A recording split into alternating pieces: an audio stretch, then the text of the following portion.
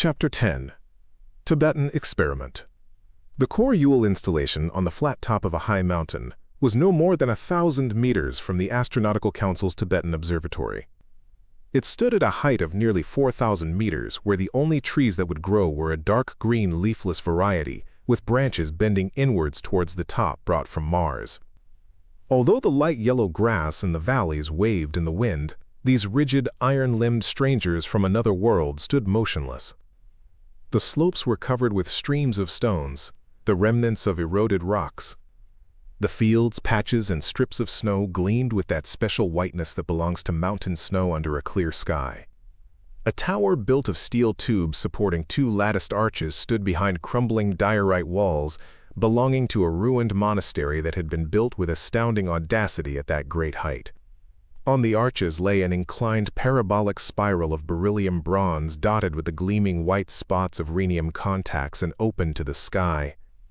Close beside it lay a second spiral with the open end turned to the ground to form a cover over 8 huge cones made of the greenish boracic amalgam. Energy was brought to the installation by branches of the main pipe, 6 meters in diameter.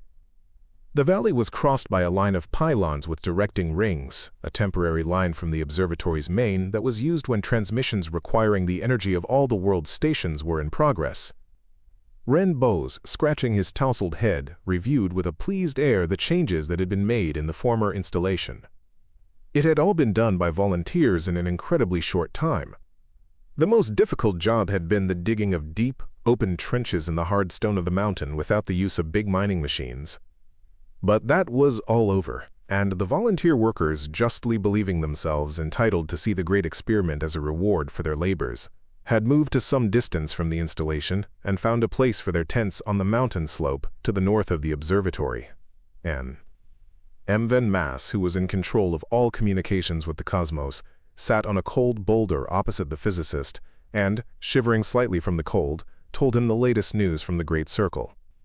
Satellite 57 had been used recently for communication with spaceships and planetships and had not been working for the Circle. Van Mass also told him of the death of Liaz Dediz near star E, at which the weary physicist showed more interest. The high gravitational tension of star E will lead to its becoming overheated in its further evolution. It is becoming a violet supergiant of tremendous power that is overcoming colossal gravitation.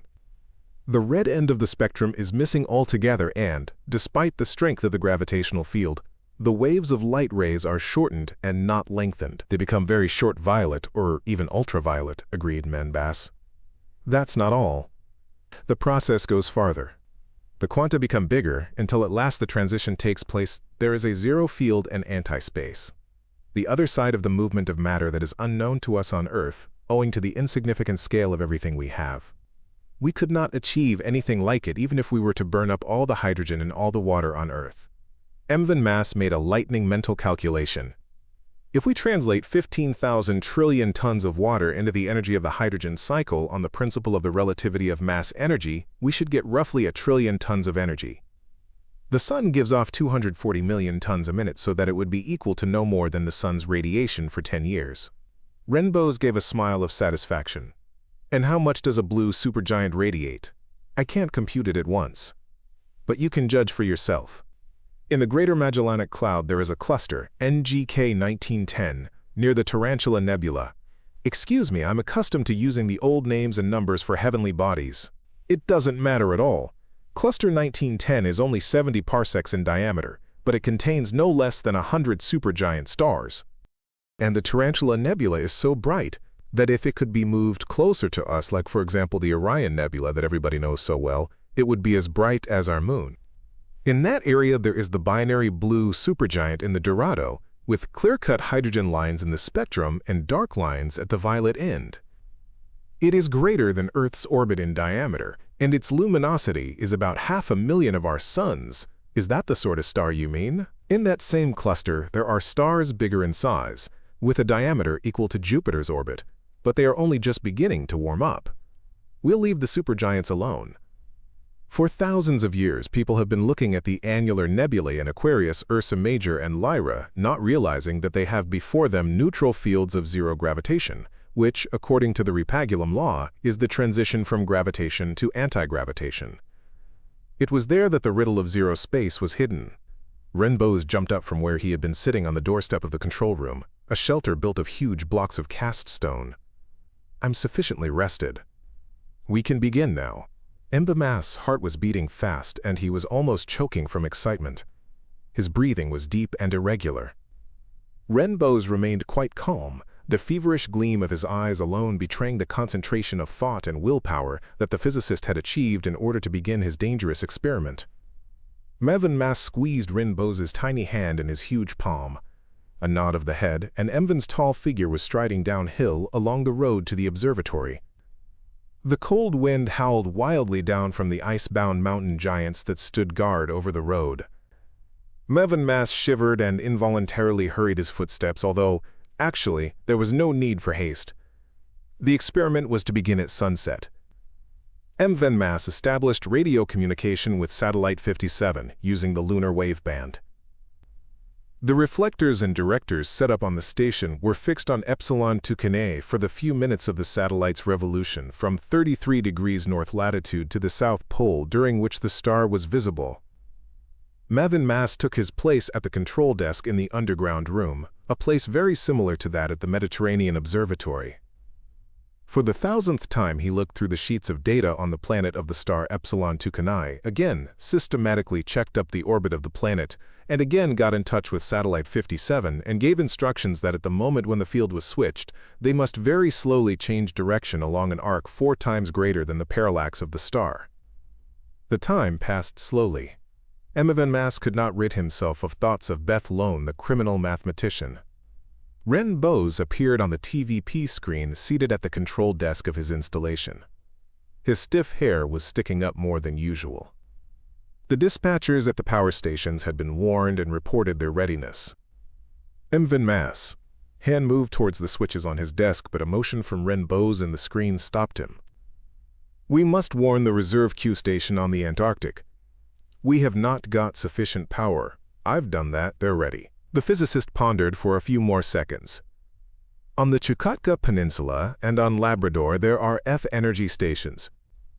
If you were to talk to them and ask them to switch in at the moment of the field inversion, I'm afraid the apparatus is imperfect.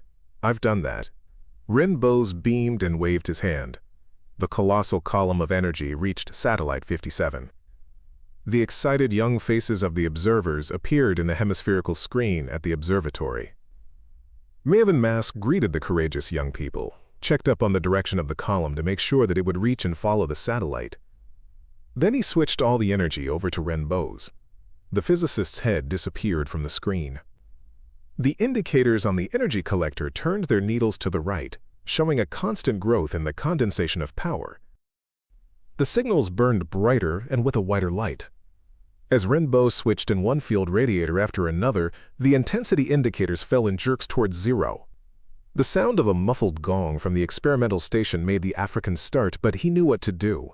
With a movement of a lever, he switched in the Q station, and its power surged into the dying eyes of the indicators, bringing life to their falling needles. Scarcely had Renbose switched on the common inverter, however, than the needles again dropped to zero. Almost instinctively, Mbama switched in both F stations. It seemed to him that the measuring instruments had been extinguished. A peculiar pale light filled the room. Sounds ceased. Another second, and the shadow of death crossed the consciousness of the director of the outer stations, dulling his senses. He struggled against a nauseating dizziness, squeezing the edges of the desk in his hands and sobbing from the effort and from a terrible pain in his spine. The pale light began to grow brighter on one side of the underground room, but from which side, Mbama could not determine or had forgotten. Perhaps it came from the screen or from the direction of Renbose's installation. Suddenly it seemed that a waving curtain had been torn asunder, and Mbama heard clearly the splashing of waves. An indescribable perfume, one that could not be remembered, reached his widely dilated nostrils. The curtain moved to the left, and in the corner the former gray hangings were still trembling. High copper mountains materialized before his eyes with remarkable reality. They were surrounded by turquoise trees, and the violet waves of the sea splashed at Mbama's feet. The curtain moved still farther to the left, and he saw his dream. A red-skinned woman sat on the upper platform of the staircase, leaning on the polished surface of a white stone table, staring at the ocean. Suddenly she saw something, and her widely placed eyes were filled with astonishment and admiration. The woman stood up with magnificent elegance and stretched out her open hand to the African. She was breathing spasmodically, and in that moment of delirium she reminded Yefremov of Charanandi. Ofa Alikor, her gentle, melodious, and strong voice penetrated to Yefremov's heart. He opened his mouth to answer her, but in place of his vision, there was a green flame, and a shattering whistle filled the room. As the African lost consciousness, he felt some soft, invincible power folding him in three, rotating him like the blade of a turbine, and then flattening him out against something solid. Yefremov's last thought was of the fate of Satellite 57, the station, and Ren Bo's. The observatory staff and the builders who were some distance away saw very little. Something flashed across the profound Tibetan sky that dimmed the brightness of the stars. Some invisible power crashed down onto the mountain on which the experimental station was situated. Then came a whirlwind that swept up a mass of stones. A black stream, some 500 meters in diameter, that seemed to have been fired from a gigantic hydraulic gun, raced towards the observatory building, swept upwards, turned back, and again struck the mountain, smashing the entire installation and scattering the fragments. An instant later, everything was quiet again. The dust-filled air was saturated with the odor of hot stones and burning, mixed with a strange aroma similar to that of the flowering coast of a tropical sea. At the site of the catastrophe, the people saw that a wide furrow with molten edges had been plowed across the valley, and that the side of the mountain facing it had been torn clean away. The observatory building had not been touched. The furrow stretched as far as the southeastern wall, where it had destroyed the transformer chamber built against it. It ended at the dome of the underground chamber, cast from a 4-meter thick layer of molten basalt. The basalt was polished as though it had been worked on a grinding machine. Part of it remained untouched, and that had saved Yefremov and the underground chamber from complete destruction. A stream of molten silver hardened in a hollow, the melted fuses of the power receiver. Emergency lighting cables were soon connected, and when the searchlight from the lighthouse on the highway threw out its beam, an appalling sight met the eyes of the onlookers. The whole of the metal structure of the experimental installation was spread along the furrow in a gleaming, thin coating, making the ground shine as though it had been chromium-plated. A piece of the bronze spiral had been pressed into the precipice formed where the side of the hill had been cut away as clean as with a knife. The rocks had melted into a glassy mass, like sealing wax under a hot stamp. The turns of the spiral of reddish metal, with its white rhenium tooth-like contacts, were embedded in the rock and gleamed in the electric light like a flower done in enamel. One glance at that piece of jewelry 200 meters in diameter was sufficient to arouse fear of the unknown force that had operated there. When the fallen boulders had been cleared away from the entrance to the underground chamber, rescue workers found Yefremov on his knees with his head resting on the bottom step. The director of the outer stations had apparently made an effort to escape the moment he regained consciousness. There were doctors amongst the volunteers who had been working there, and his powerful organism, aided by no less powerful medicine, soon recovered. Yefremov got to his feet, still trembling and staggering, and had to be supported on both sides. Ren Bo's? The faces of the people surrounding the scientist darkened at this question, and the director of the observatory said harshly, "Ren Bo's has been badly disfigured. He is hardly expected to live. Where is he? He was found at the bottom of the eastern slope of the mountain. He must have been hurled out of the installation building. There is nothing left on top of the mountain. Even the ruins have been wiped off the face of the earth. Is Ren Bo still lying there? He must not be touched. Some bones have been crushed, some ribs broken, and his stomach injured. What's wrong with it? His stomach has been split open and his insides have fallen out. Yefremov's legs gave way under him, and he clutched spasmodically at the necks of those supporting him. His will and his mind, however, were functioning clearly. Ren Bo's must be saved at all costs. He is the greatest of all scientists. We know. There are 5 doctors there. They have erected a sterilized operation tent over him. 2 men who have volunteered to give blood are lying beside him. The TIBETAN, the artificial heart and liver, are already working. Then help me to the telephone room. Switch on to the World Network and call the information center in the Northern Zone. How are things on Satellite 57? We called the satellite but got no answer. Are the telescopes in working order?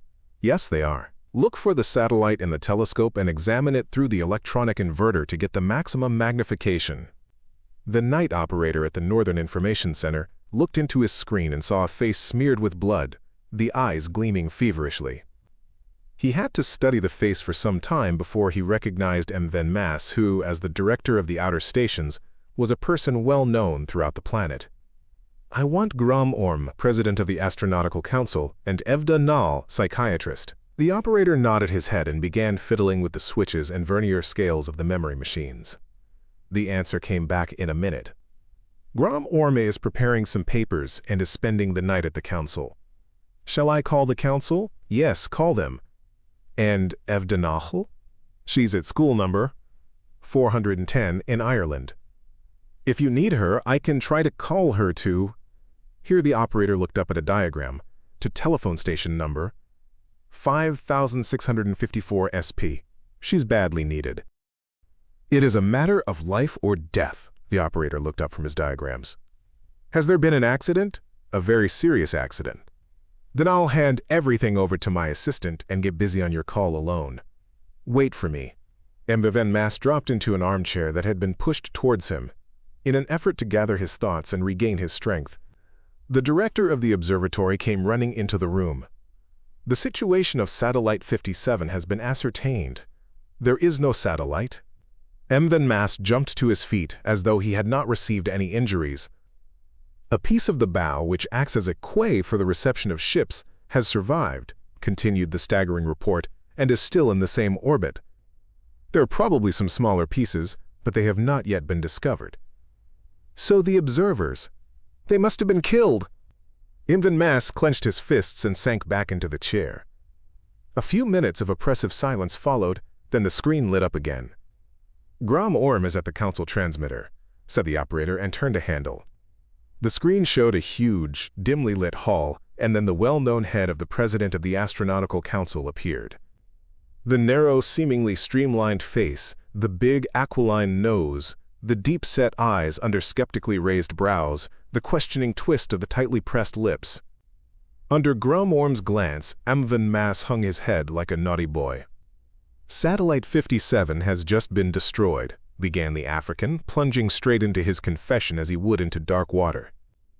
Orm started, and his face seemed even sharper. How could that have happened? Briefly and precisely Yefremov told him everything, not hiding the illegality of the experiment, or in any way sparing himself.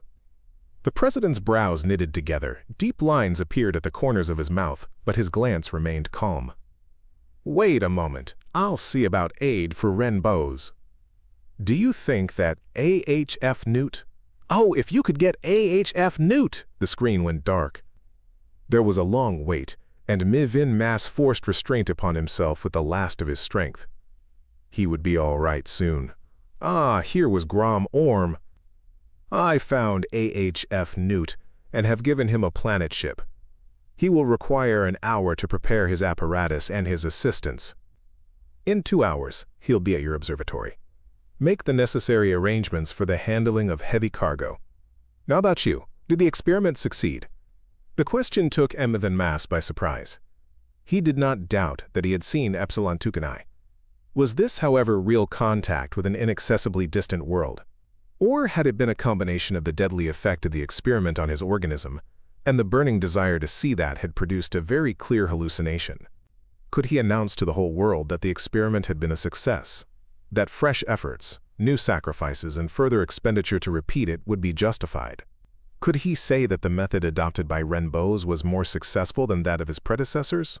For fear of risking anybody else's life, they had foolishly carried out the experiment alone, just the two of them. But what had Ren seen? What could he tell them? Would he ever be able to talk if he had seen? Yefremov stood up still straighter. I have no proof that the experiment was successful. I don't know what Renbows saw. Undisguised sorrow was expressed on Grom Orm's face. A minute before that, he had only been attentive. Now he had become stern. "What do you propose to do?"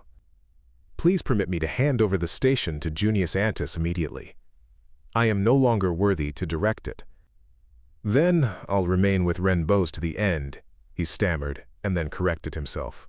"Until the end of the operation. Then I'll go away to the island of Oblivion to await trial. I have already condemned myself." "Possibly you are right. Some of the circumstances are not yet clear to me, so I must reserve my judgment. Your actions will be examined at the next meeting of the Astronautical Council. Whom do you consider the most fitting successor to your post? Firstly, for the work of rebuilding the satellite. I don't know a better candidate than Darvider." The president of the council nodded his consent. For some time he continued looking at the African as though he intended saying something, but instead he just made a gesture of farewell. The screen was extinguished just in time, for at that moment everything went hazy in Mvenmas' head. "You tell Evdenal yourself," he whispered to the observatory director who was standing nearby. Then he fell, made several attempts to get up, and lost consciousness. A little man with mongoloid features, a merry smile, and unusually imperative in his words and actions, became the center of attention at the Tibetan observatory. The assistants that had come with him obeyed him with that glad willingness with which faithful soldiers had probably followed the great captains of ancient days. The authority of their teacher, however, did not suppress their own ideas and enterprise. They constituted a very harmonious little group of strong people, worthy to give battle to man's most terrible and implacable enemy, death.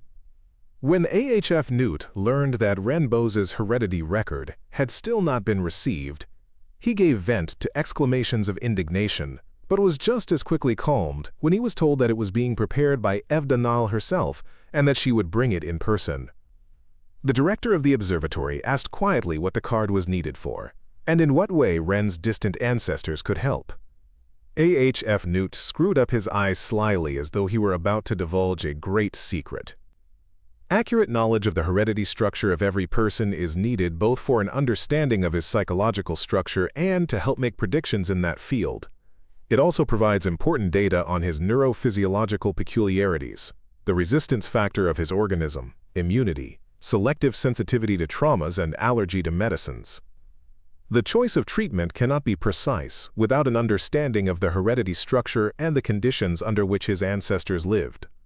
The director wanted to ask more questions, but AHF Newt stopped him. "I've given you a sufficient answer for independent thought. I have no time for more." The director muttered some apology, which the surgeon did not wait to hear. A portable operating theater was erected at the foot of the mountain. Water, electricity, and compressed air were laid on. A huge number of workers offered their services, and the building was ready in 3 hours. AHF Newt's assistants selected 15 doctors from amongst the volunteer builders to service the surgical clinic that had been so rapidly built. Renbos was carried under a transparent plastic shield that had been fully sterilized and had sterilized air blown through it by means of special filters. AHF Newt and 4 of his assistants entered the first section of the operating theater and remained there several hours, where they were subjected to waves of bactericides and air saturated with antiseptic emanations, until their very breath became sterilized. In the meantime, Renbos's body was subjected to deep freezing. Then their swift and confident work began. The shattered bones and torn blood vessels were joined by means of tantalum hooks and plates that did not irritate the living tissues. AHF Newt sorted out the injured intestines and stomach. They were quickly freed of the mortified parts, stitched up, and placed in a jar of healing solution B314 that was prepared in conformity with the somatic properties of the human organism. He then started on his hardest job. From under the ribs he removed the blackened liver, pierced with fragments of the rib bones, and, while his assistants held it suspended in position, he confidently treated the fine hairs of the autonomous nerves of the sympathetic and parasympathetic systems and pulled them into position behind it. The slightest harm done to these finer branches of the nerves might lead to serious, irreparable damage. With a lightning-like movement, the surgeon cut through the portal vein and joined the tubes of artificial blood vessels to the 2 ends. Then he did the same with the artery and placed the removed liver in a jar of solution B314. After an operation lasting 5 hours, all Renbo's injured organs were in separate jars. Artificial blood flowed through his body, pumped by the patient's own heart, and an auxiliary double heart, a tiny automatic pump. Now they had to wait for the healing of the removed organs. AHF Newt could not simply replace the liver with another from the planet's surgical fund, because that would require further investigation, and the condition of the sick man would not permit of any delay. One of the surgeons stayed with the outstretched body. It looked just like an anatomized corpse, until the next shift of surgeons had undergone their sterilization. The doors of the protective walls built around the operation theater opened noisily, and AHF Newt, squinting and stretching himself like a beast of prey awakened from its slumber, appeared in the company of his blood-smeared assistants. Evdenal, tired and pale, met him and handed him Renbo's heredity record. AHF Newt snatched at it eagerly, glanced through it, and heaved a sigh of relief. "I think everything will be all right. Come on and get some sleep." "But suppose he wakes up?" "Come along." "He can't wake up." "Do you think we are so foolish that we did not take care of that?" "How long must we wait? 4 or 5 days?" "If the biological investigation is accurate and the calculations are correct, we shall then be able to make another operation, putting all the organs back. After that, consciousness—" "How long can you stay here?" "About 10 days. The catastrophe fortunately coincided with a break in my teaching work. I'll take advantage of the opportunity to have a look at Tibet. I've never been here before. It is my fate to live where there are most people, in the inhabited zone." Evdenal gazed at the surgeon in admiration. AHF Newt smiled gloomily. "You're looking at me in the same way as people used to look at an image of a god. That does not befit the cleverest of my pupils. I really am seeing you in a different way. This is the first time in my life that a person dear to me has been in the hands of a surgeon, and I can well understand the emotions of those who have come in contact with your art knowledge combined with unexcelled skill. All right, admire us if you must. I shall have time to perform not only a second but even a third operation on your physicist." "What third operation?" asked Evdenal, immediately on the alert. AHF Newt, however, squinted cunningly and pointed to the pathway leading to the observatory. Mas, his head bowed, was hobbling down. "Here's another unwilling admirer of my art. Have a talk with him if you can't sleep, that is." "I must sleep." The surgeon disappeared round an irregularity in the hill in the direction of the temporary home of the doctors. From afar, Evdenal could see how haggard the director of the outer stations had grown and how much he had aged, but then Mas was no longer director. She told him everything she had learned from AHF Newt, and the African heaved a sigh of relief. "Then I'll go away in 10 days' time." "Are you doing the right thing, Mven?" "I'm still suffering too much from shock to be able to think over what has happened, but it doesn't seem to me that your guilt is so great as to require such condemnation." Mas frowned painfully. "I was carried away by Renbo's brilliant theories. I had no right to apply all Earth's power to the first attempt." "Renbo's showed you that an attempt would be useless with less power," she objected. "That's true, but we should have made indirect experiments first. I was insanely impatient and did not want to wait years." "Don't waste words. The Council will confirm my decision, and the Control of Honor and Justice will not annul it. I am a member of the Control of Honor and Justice myself, and apart from you, there are 10 other people. Since my case concerns the whole planet, there will be a decision by the joint controls of North and South, 21 people besides you." Evdenal laid a hand on the African's shoulder. "Let's sit down, Mevin. You're weak on your legs. Did you know that when the first doctors looked at Ren, they decided to call a death concilium? I know, they were too short. All doctors are conservative, and according to an old rule that they haven't got down to changing, there must be 22 people to decide to give a patient an easy death. Until recently, the death concilium consisted of 60 doctors. That is a relic of the days when there was a fear of the right to put a patient out of his suffering being misused. In those days, doctors used to condemn the sick to long and useless suffering and their relatives to senseless moral torment, even when there was not the slightest hope and death would have been a quick and easy release.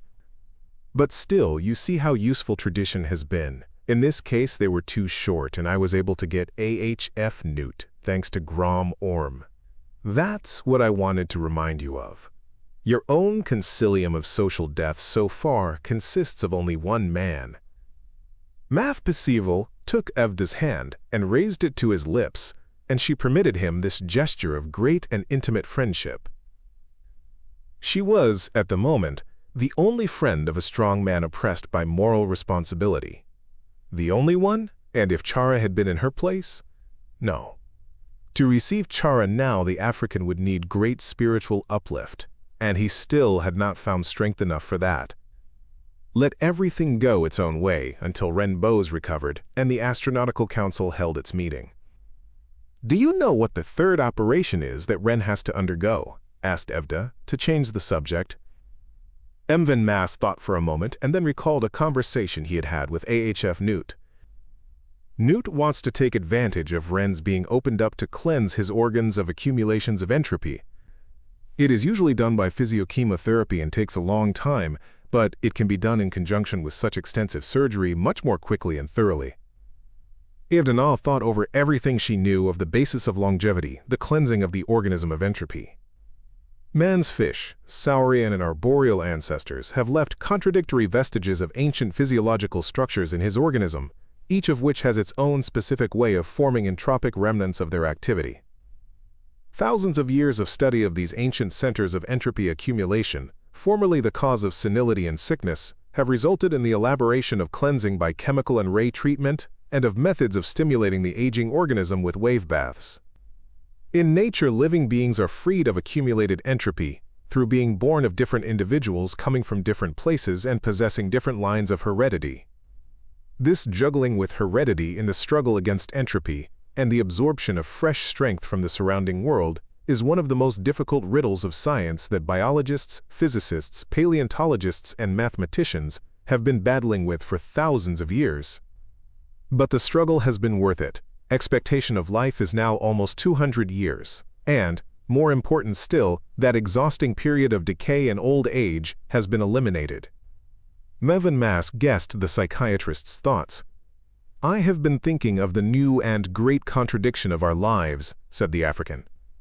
"I mean the power of biological medicine that fills the body with new strength and the constantly increasing creative labor of the brain that burns a man up so quickly.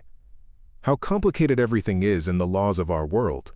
That's true, and explains why we are lagging behind with the development of man's third system of signals," agreed Evdanal. "Thought reading greatly facilitates communication between individuals but requires a great expenditure of energy and weakens the inhibitory nerve centers. This latter effect is the most dangerous, and still the majority of the people, the real workers, live only half the possible number of years, owing to their tremendous nervous tension. As far as I can understand, medicine cannot combat this except by forbidding people to work.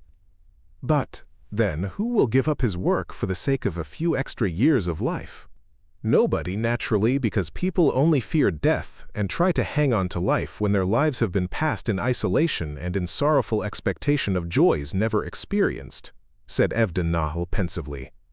Despite herself, she could not help remembering that people live longer on the island of oblivion than anywhere else. Emma Mass once again understood her unspoken thoughts and grimly suggested that they return to the observatory to rest. Evda consented.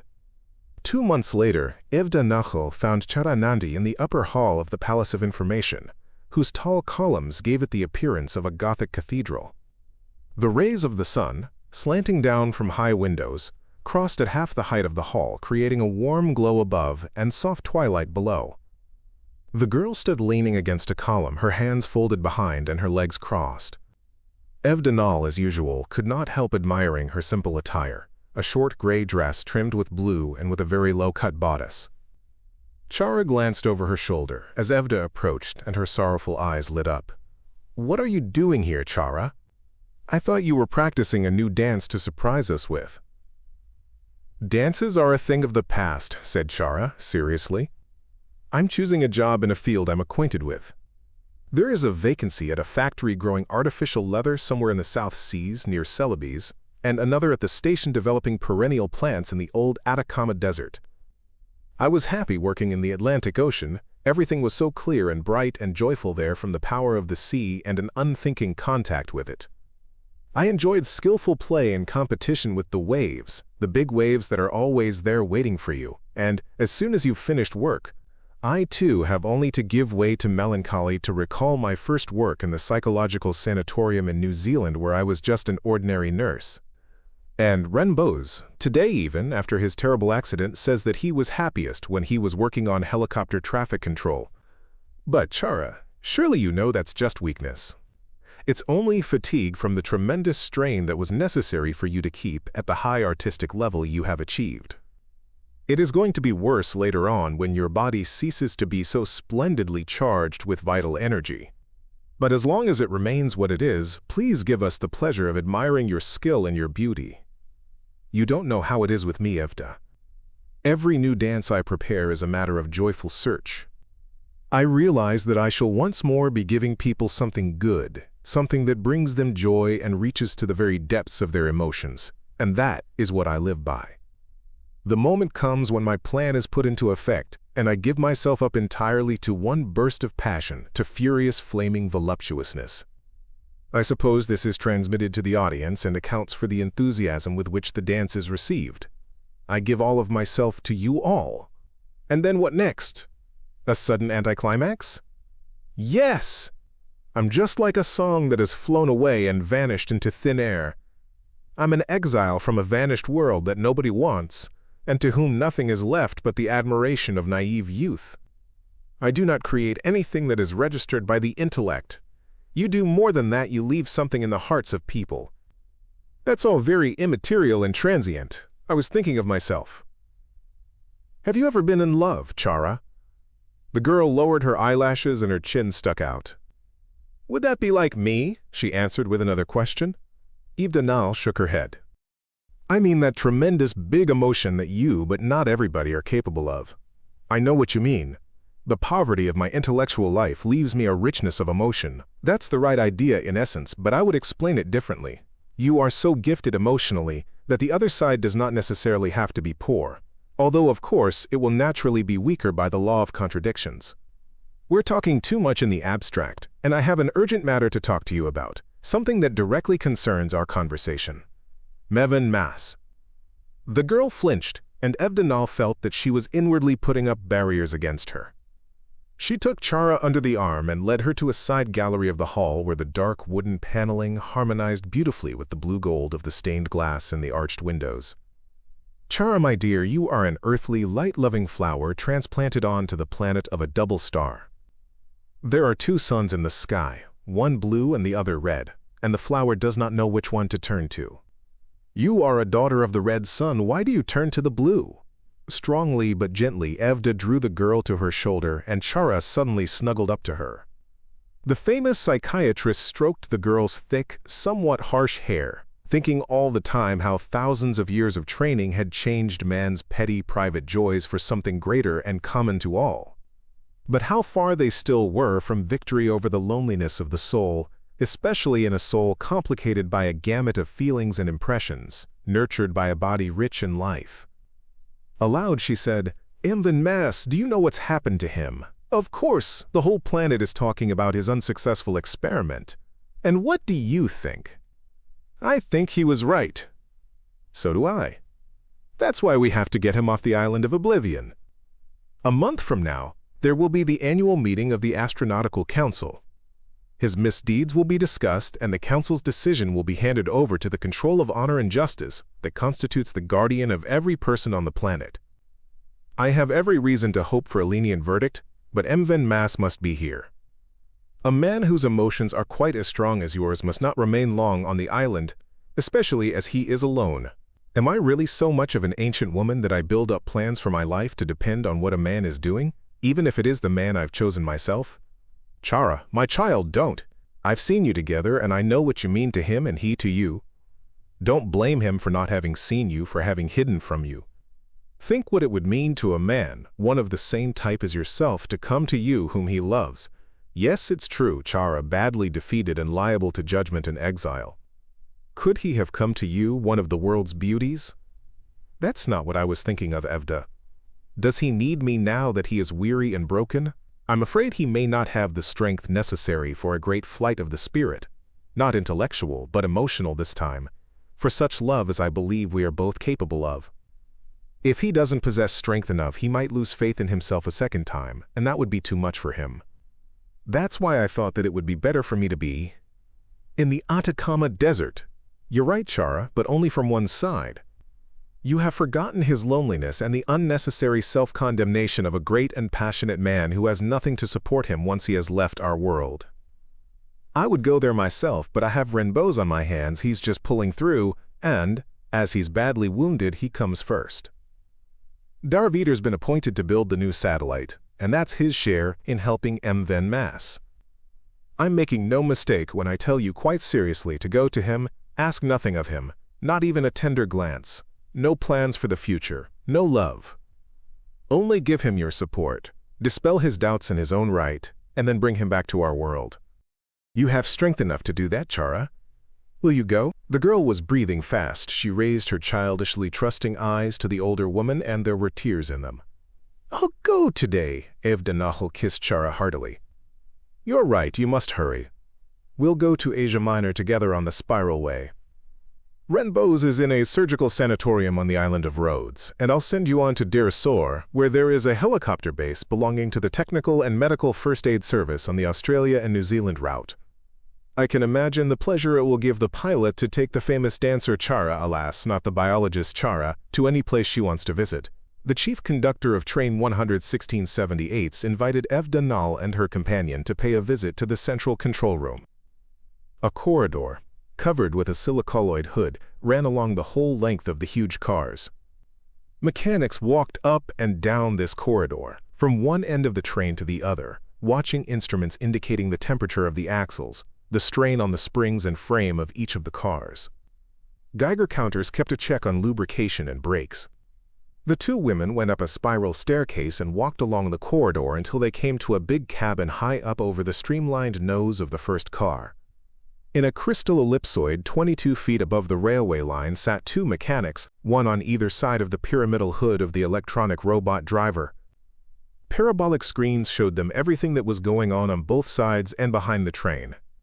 The whiskers of the antenna that trembled on the roof belonged to an apparatus that should give warning of anything appearing on the line of the spiral way for the next 50 kilometers, although the circumstances under which anything could appear would be very extraordinary. Evda and Chara sat down on a sofa against the back wall of the cabin, placed half a meter higher than the seats of the mechanics, and allowed themselves to be hypnotized by the railway lines racing swiftly towards them. The gigantic railway crossed mountain ranges, was carried over the plains along huge embankments and crossed narrow waters and bays by viaducts built deep in the water. The forest planted on the sides of the colossal cuttings and embankments formed a continuous carpet owing to the train's uniform speed of 200 kilometers an hour, a carpet that was reddish, light or dark green depending on the trees of the district pines, eucalypti or olives. The calm waters of the archipelago were set in motion on both sides of the bridge by the movement of the air as it was cut by the 10-meter-wide train. The big ripples ran out fan-wise, darkening the transparent blue water. The two women sat in silence, watching the line and wrapped up, each in her own thoughts and cares. So they sat for 4 hours on end. Another 4 hours were spent in the comfortable chairs of the saloon on the second story amongst the other passengers, until they parted near the coast of Asia Minor. Evda transferred to an electrobus that would take her to the nearest port, and Chara continued her way to the East Taurus Station, the junction of the first Meridian branch. Another 2 hours, and Chara found herself on a hot plain, in a haze of hot, dry air. Here on the edge of the former Syrian desert was the airport Deir es-Zor, where spiral helicopters, dangerous in inhabited areas, could land and take off. Charanandi would never forget the weary hours she spent at Deir es-Zor, waiting for the plane to come in. Time and again she thought over her words and her actions, trying to imagine her meeting with Mven Mass. She built up plans for the search for him on the island of Oblivion, where everything was blurred in the procession of uneventful days. At last she was on her way. Below spread the endless fields of thermo-elements in the Nefud and Rubilhali deserts, huge stations for the conversion of sunshine into electric power. They were arranged in straight rows and had blinds that shielded them at night and from the dust. Built on consolidated sand dunes on plateau cut away with a slope to the south and over a labyrinth of filled-in wadis, they stood there as a monument to man's terrific struggle for energy. A struggle that had begun when the ancient coal and oil resources were exhausted. After the first failures with atomic energy, when mankind came to the conclusion that the chief source of energy would have to be that of the sun in two forms, hydroelectric power stations and sun stations. When new forms of energy, P, Q, and F energy were discovered, the necessity for severe economy disappeared. A whole forest of wind motors stood motionless along the southern coast of the Arabian Peninsula, another reserve power capacity for the northern living zone. In an instant, the helicopter had crossed the barely noticeable line of the coast and was airborne over the Indian Ocean. 5,000 kilometers was an insignificant distance for the swift aircraft. Very soon, Chara Nandi, followed by good wishes and hopes for a speedy return, left the helicopter, stepping wearily on her shaky legs. The director of the landing field sent his daughter with a tiny, flat-bottomed motorboat to take Chara to the island of Oblivion. The two girls were frankly delighted with the high speed of the tiny boat as it skimmed the big waves of the open sea. They went straight to a big bay on the east coast of the island where there was a medical station belonging to the Great World. Coconut palms, their feathered leaves bowed over the wavelets lapping gently against the shore, welcomed Chara to the island. The medical station was deserted, all its workers having gone inland to destroy ticks discovered on certain rodents in the forest. There was a stable at the station. Horses were still bred for work in places like the island of Oblivion, or at sanatoria where helicopters could not be used on account of the noise, or electric cars on account of the absence of roads. Chara slept for a while, changed her clothes, and then went to look at the rare and beautiful animals. There she met a woman who was skillfully operating two machines, a feed distributor and a stable cleaning machine. Chara helped her with her work, and the woman answered her questions. Chara asked her the best way to look for somebody on the island. The woman advised her to join one of the destroyer caravans that traveled all over the island and knew the place much better than the local inhabitants. Chara approved of this idea.